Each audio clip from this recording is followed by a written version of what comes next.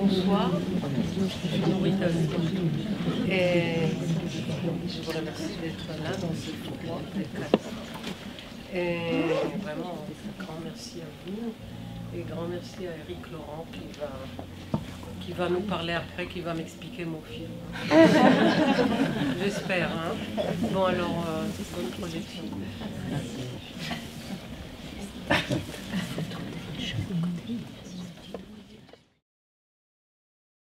Tu disais que j'allais avoir une place dans ton dispositif qui allait être d'expliquer. Quand on a affaire à un Witz, comme disait Freud, expliquer les Witz, c'est vraiment pas la chose la plus amusante à faire. Et alors quand on a affaire à une œuvre d'art, aussi, c'est encore, disons, c'est à la puissance supérieure. Donc je vais essayer de m'y glisser, je vais essayer disons, de raisonner avec ce que tu nous proposes. La dernière fois que j'ai fait ce petit exercice, c'était en octobre 2013. C'était devant ton film qui portait le titre Annonce de Sorotte. Et là, d'ailleurs, je me faisais le porte-parole de Judith Miller, qui n'avait pas pu venir dire son texte. Je sais aussi qu'elle aurait aimé être là ce soir, parce qu'elle apprécie spécialement ton art. Alors, dans ce nouveau film poétique, se croisent d'emblée l'évidence de la lumière et l'évidence de l'énigme. Évidence de la lumière dans le noir et blanc. Et c'est ensuite que viendront les couleurs. La lumière se fait et elle s'affronte à ce qui est posé comme une énigme. Ce que ne sait pas la mère de Nourrit, à savoir si sa propre mère est vivante ou morte. Il y a aussi les jeunes futurs parents saisis, allongés dans une référence à une sorte de scène originaire, d'image de la conception. C'est un moment, le film commence un peu comme Tristram Shandy, dans lequel on commence à assister à la conception du héros. Les cadrages, ces fenêtres sur le monde au pluriel, si présentes dans le film, démultiplient la fenêtre unique de la pièce unique où se déroule l'enfance. Ils introduisent de nouveaux dispositifs qui laissent toujours advenir ce qui excède le cadre. Les fenêtres des films de Nourrit ouvrent sur l'espace ce qui déborde le cadre, pris lui-même dans le cadre de l'espace. Comme les propos des acteurs, savants, ouvrent sur le silence ou sur le bruit de fond du vent, comme une sorte de souffle déjà là, roi que tu évoques explicitement. D'emblée, les acteurs de Nourrit sont pris eux aussi dans la tension entre l'énigme et son élucidation. L'énigme, pour Nourrit, peut prendre plusieurs formes selon les films. Ce peut être les énigmes de la langue parlée, de la langue sacrée, de l'annonce de la maternité dans les textes divins. Là, il s'agit de la poétique de tout ce qui, de notre corps, échappe. Lui qui est fenêtre sur le monde, mais clôture imparfaite. Et les acteurs sont tout de suite présents dans leur corps, dans la variété de leur présence physique, si diverse, si bien dosée. Ils forment comme une palette de corps humains. D'abord, le corps du plus savant de tous, celui qui a eu la carrière la plus longue, la plus brillante, la plus reconnue internationalement, avec sa chevelure à la Einstein, encore plus peut-être mystique par les petites bouclettes.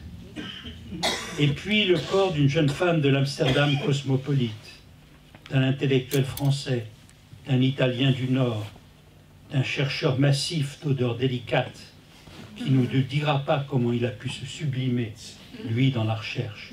Et enfin d'un jeune voix, à qui les montagnes suisses ont redonné un corps.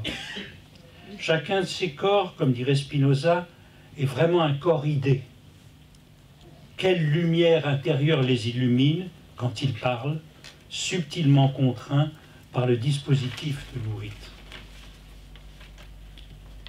Ces corps nous sont d'abord donnés, sauf le premier, ils nous sont donnés d'abord sans le visage, de dos. Le premier aussi. Le premier, on le voit d'abord dans le jardin. Oui. Mais après, il est dans le couloir. Mais ce soir, je me suis aperçu, parce que j'avais... En fait, c'est le seul que tu me montres avant. En image fixe. Oui, une image fixe. Dans des couloirs qui se ressemblent tous, bien qu'ils appartiennent à des institutions si éloignées. Le film nous plonge dans la nécessité du couloir sur lequel s'ouvrent des portes, comme le lieu imminent de la structuration de l'espace dans notre civilisation du savoir. C'est ce que Jean-Luc Godard avait anticipé dans la célèbre scène d'Alphaville, où le corps américain d'Eddie Constantine ouvrait sans discontinuer les portes d'une sorte de couloir infini. Le couloir, c'est le lieu pour tous. Et puis on passe dans la pièce de chacun, prolongement du corps de chacun. Et là, plan sur le visage. D'abord silencieux, puis chacun s'enflamme, une lumière descend sur lui. En quelques minutes, chacun dit la passion de sa vie et sa recherche. Chacun est plein de quelque chose qui dit la joie de l'intellect, la joie de la recherche, la joie du corps habité par l'idée, la joie spinozienne, où chacun éprouve sa puissance à penser de nouveau. Et on les voit emplis de cette flamme de l'élucidation face à l'énigme qu'ils déchiffrent. Leur affect est communicatif, il fait envie. On veut partager cette lumière, avec la nostalgie de ne pas avoir choisi la voie de la recherche scientifique. Ils me font comprendre, c'est-à-dire ils me font éprouver ce que Lacan disait dans un étrange hommage vibrant au désir du scientifique. Étrange par le biais que Lacan prend pour cet hommage, à la fois loin de tout utilitarisme et sans pour autant tomber dans l'idéalisation. À la fin du séminaire sur l'éthique, donc, il dit ceci. Il évoque la science qui fait toutes sortes de conquêtes. Et il en fait la forme même du désir de notre temps. Il dit « Le désir de l'homme, longuement anesthésié, endormi par les moralistes, domestiqué par les éducateurs, trahi par les académies, s'est tout simplement réfugié, refoulé, dans la passion la plus subtile et la plus aveugle, comme nous le montre l'histoire d'Oedipe, la passion du savoir. » Venons-en à l'examen de ce que ces corps habités par l'idée nous disent. D'abord, Yadin Doudaï, qui dès son postdoc au Caltech a fait partie de l'équipe qui a mené les travaux pionniers sur l'analyse neurogénétique de la mémoire, qui, dans d'autres textes qu'il a écrits, pouvait définir la mémoire comme rétention d'une représentation interne dépendant de l'expérience, nous présente ici, avec des mots d'une limpidité exemplaire, la mémoire-activité, le contraire d'une conception de la mémoire stockage, enregistrement. Et loin de tout aplatissement, de toute bijection entre une fonction psychique et une assemblée de neurones ou une zone neuronale, il souligne combien c'est le fait qu'un même ensemble de neurones serve à plusieurs fonctions, liées aussi bien au passé qu'à l'avenir, qui fait que notre débilité à nous souvenir, le fait que notre souvenir change tout le temps, qu'il soit éminemment plastique et instable, est le fondement même de la possibilité d'imaginer. Dans cette présence de l'ailleurs imaginable, qu'il rend palpable, y compris dans sa gestuelle s'y présente, comment ne pas entendre une sensibilité mystique, au sens d'une sensibilité à la présence énigmatique de l'autre, au cœur de l'activité scientifique. Laurent Cohen, qui a travaillé avec Stanislas Dehaene sur la zone de la forme visuelle des mots, si français dans sa clarté d'exposition, transporte avec lui l'histoire des langues qu'ont pratiquées sa famille, et spécialement la multiplicité étonnante que maniait le grand-père. Il transporte l'histoire tout court, de Thessalonique à Istanbul et à Paris. Dans sa recherche sur la lecture et sur la zone exacte commandant l'Alexis, on entend la passion familiale et la situation du sujet juif comme passeur de civilisation et de langue, confronté à la perte toujours menaçante. Là aussi, la science est ce qui délivre d'un destin. La médecine permet de réparer et de redonner la possibilité de la grammaire à ceux qui l'ont perdue. Et de mieux comprendre comment ça peut se faire. Là où les choses se compliquent, c'est lorsque les enseignements neurologiques veulent s'étendre à tous dans des méthodes d'apprentissage qui seraient vraiment scientifiques, c'est-à-dire dans l'ère du temps cognitivo-comportemental. Les difficultés de Stanislas Dehaene en témoignent.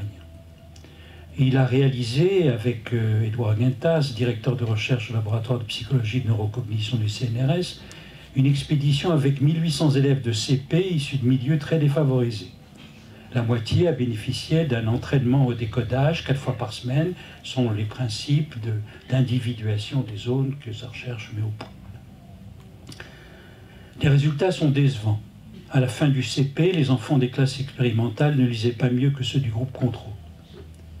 Par contre, l'équipe d'Yves Vrotter, directeur d'un laboratoire Théodile à l'Université de Lille, a suivi pendant 5 ans la mise en place d'une pédagogie Freinet dans une école d'un quartier défavorisé. Les résultats sont plus concluants, mais le chercheur est prudent quant à la généralisation d'une telle expérience, notamment parce que cette pédagogie demande un investissement très important des enseignants. Concluons. Les pédagogies poétiques marchent mieux que les pédagogies comportementales. Mais elles sont plus difficiles à reproduire car il y faut la contingence du désir. Ensuite, une photographie frappante de la synchronisation des rires entre mère et enfant dans un face-à-face joyeux permet de passer du miroir au neurone miroir. Un de leurs découvreurs, Vittorio Gallese, veut passionnément montrer comment il a trouvé le fondement sûr du siège de l'empathie et du rapport au prochain. Le titre d'ailleurs de son article Princeps présentant les neurones miroirs s'appelait A Unifying View of the Basis of Social Cognition. La recherche d'une telle vue unitaire du lien fondamental du rapport à l'autre est si italien, si catholique, qu'elle a tout de suite trouvé un écho incroyable puisqu'un même groupe de neurones rendait compte d'une multitude de fonctions jusqu'à une unification de tout. Ce groupe de neurones du cortex prémoteur qui commande donc les doigts des macaques qui s'activent également lorsqu'un singe en observe un autre, faisant le même mouvement, le chercheur, de façon très convaincante, ne cesse d'étendre leurs fonctions. Non seulement ils s'activent quand l'autre agit, que quand le corps agit, mais aussi que lorsque je ne fais que penser ou imaginer. Et donc on a cru tenir la base de l'empathie et du lien social et de la civilisation. D'ailleurs, une conférence TED, les conférences TED c'est un peu comme ici ce soir, on parle... Non, on est debout. On est debout. Mais les conférences TED, ça permet de savoir tout ce qui est à la mode à un moment donné dans une recherche. Alors, il y a une star des neurosciences, Vilayanu Ramachandran, donc, qui a fait sa conférence sous le titre « Les neurones qui ont fait la civilisation ».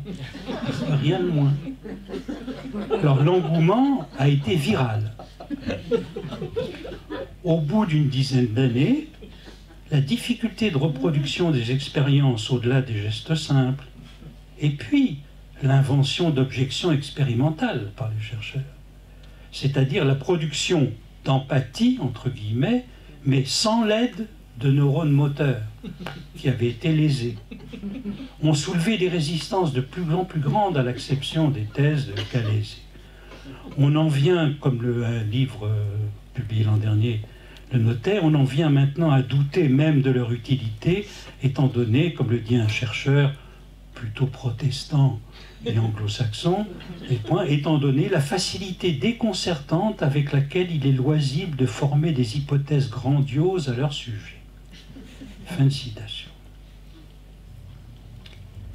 La chercheuse Sharon Peperkamp, venue d'Amsterdam, ville à jamais marquée par la rencontre en ce lieu improbable, quasiment inhabité avant que l'histoire de persécution n'y fasse se rencontrer tant de peuples opprimés et industrieux, nous fait partager sa passion bilingue, elle qui passe si bien du hollandais au français.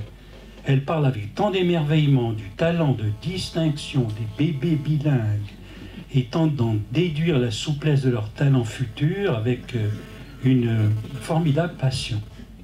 Par son éloge de l'entre-deux langues, les bébés bilingues deviennent des portraits de Nourit elle-même et Amsterdam-Paris rejoint Tel Aviv.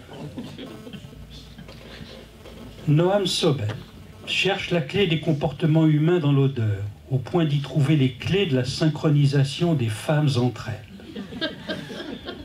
Il cherche à élucider scientifiquement une énigme qui passionne les hommes, eux qui ont tant de mal à se synchroniser avec les femmes. Du côté des hommes, il trouve la loi d'une désynchronisation, celle que provoquent les larmes qui font baisser les taux de testostérone et leur donnent enfin un statut biologique précis, alors qu'on ne savait quoi faire de ces larmes si encombrantes depuis l'époque baroque.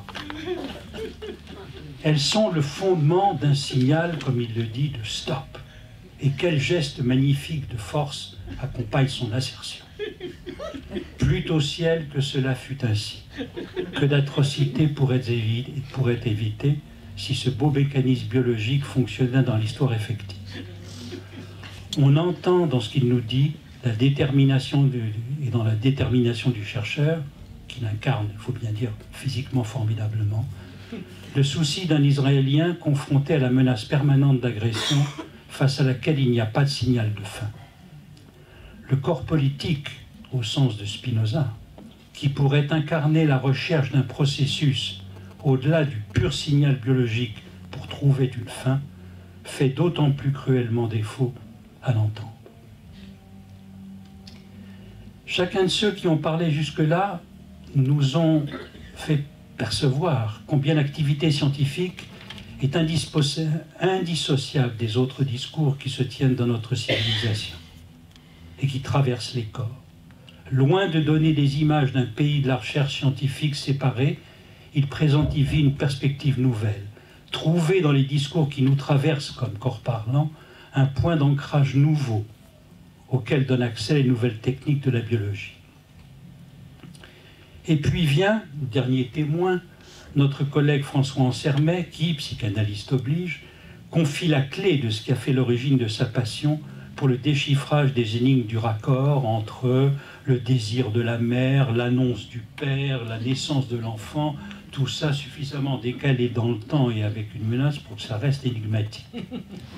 Il trouve dans le pays de l'enfance, auquel il reste attaché, la racine de sa passion pour la recherche scientifique, qui continue à soutenir son souhait d'inventer des dispositifs pour résoudre les impasses de la conception.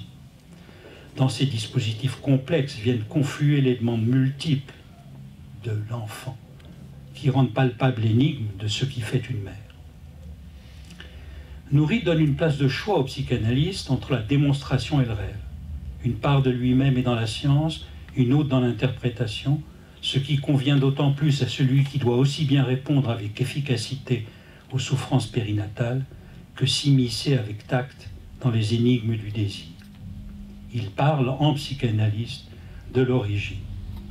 Et c'est sa place qui permet à Nourit d'introduire son rêve à elle, qui vient brouiller tout ce qu'il pouvait avoir de fil d'une chronologie apparente jusque-là. La naissance, l'apprentissage des langues, l'apprentissage de l'écriture, les odeurs.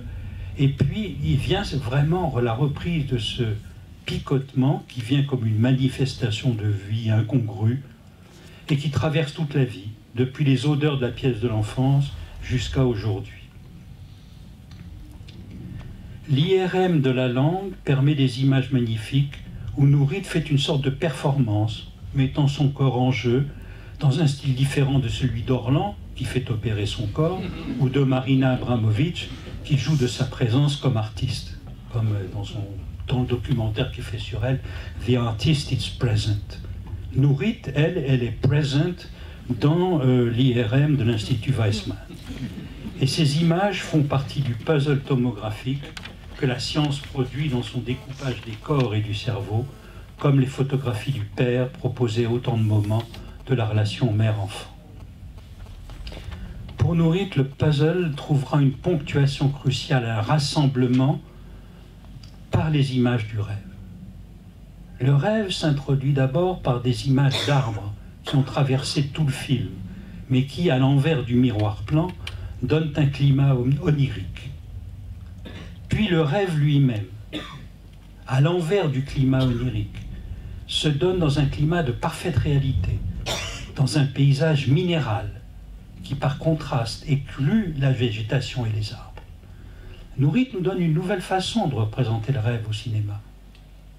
Elle s'égale aux solutions trouvées par Hitchcock, par Bergman ou encore par Ron Howard, l'auteur de Beautiful Mind, pour faire voir, qui lui essayait de faire voir les hallucinations de John Nash comme hallucinations. Elle ancre délibérément le rêve dans une réalité avec même l'imagerie géographique, scientifique, le recours aux nouvelles images produites par Google Maps. C'est l'envers de la facilité du flou onirique.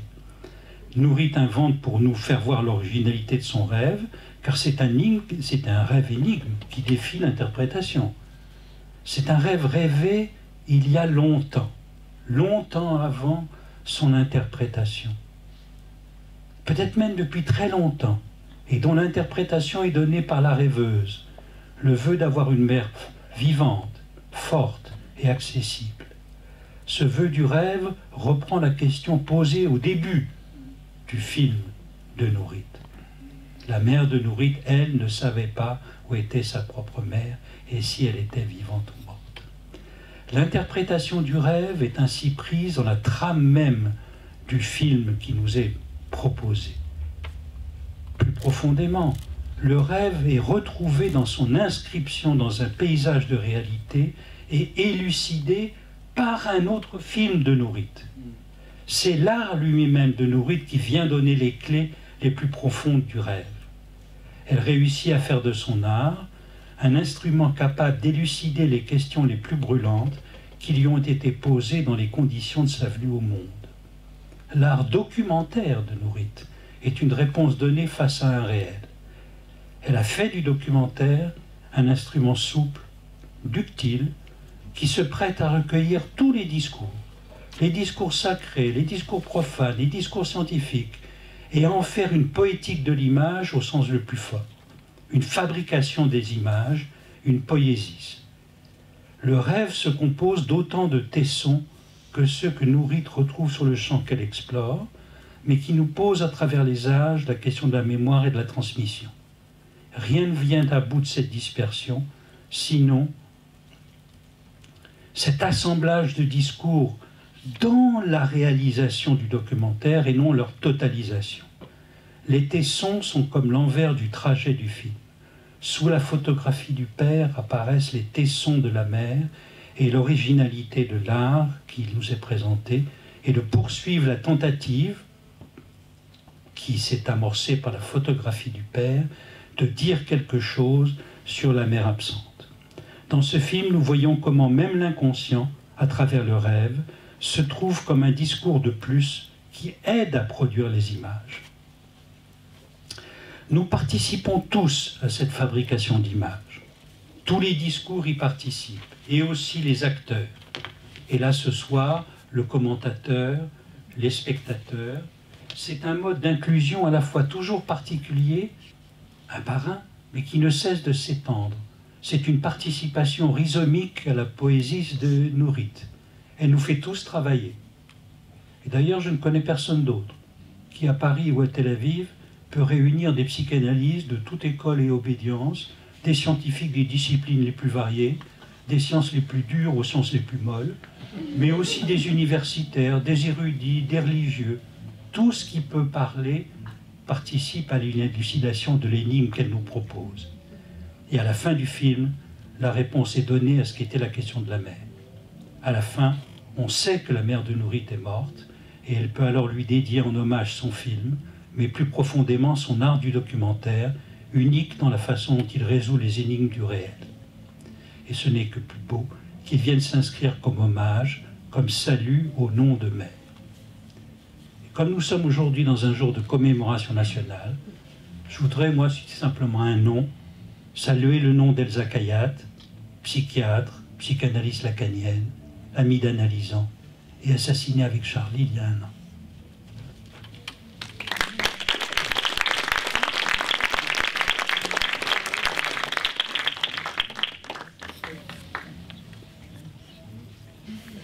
Ça te va?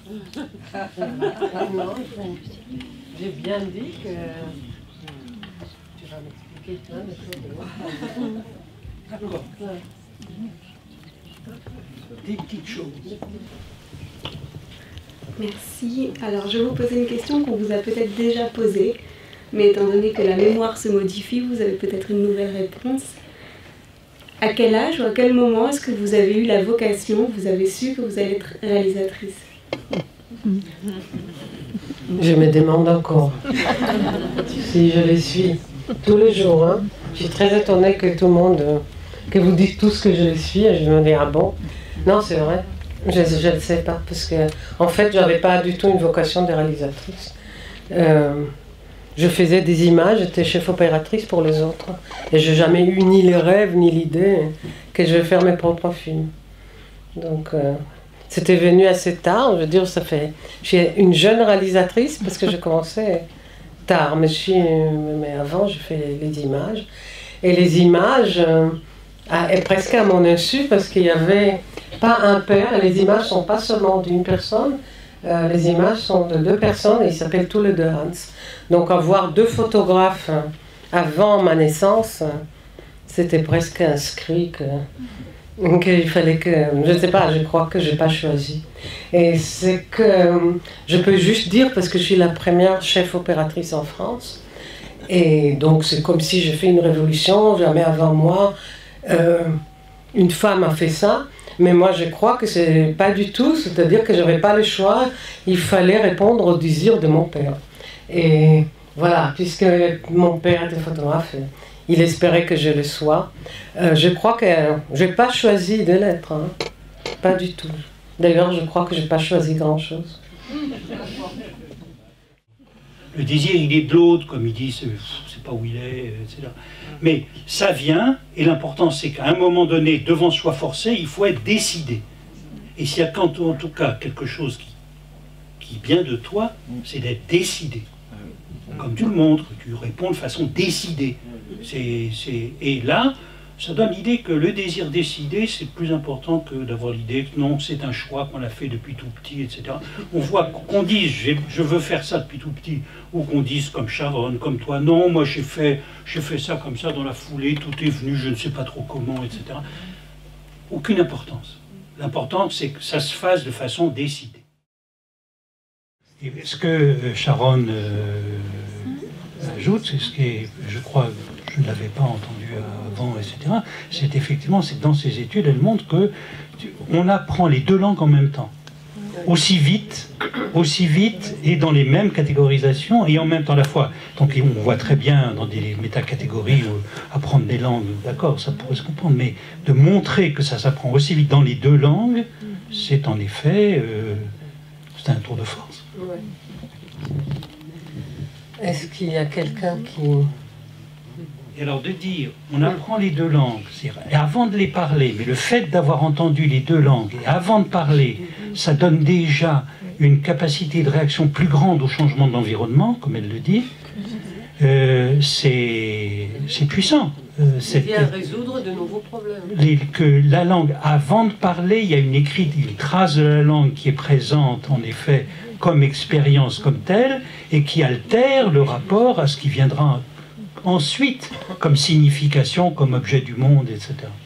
C'est disons, une idée sur la langue d'avant, disons, qu'elle ne se parle, comme ce qu'elle donne comme capacité, c'est aussi, aussi intéressant, ça fait réfléchir autant que les histoires dont se sert Laurent Cohen et Dehaene, quand ils se servent du fait que, par exemple, en japonais, donc il y a 2 modes d'écriture différents, et comment est-ce qu'on peut transmettre de façon non consciente, enfin subliminale, des informations dans un type d'écriture et un autre, et comment ça réagit. Tout ça est très intéressant pour, disons, l'inconscient structuré comme un langage de notre maître.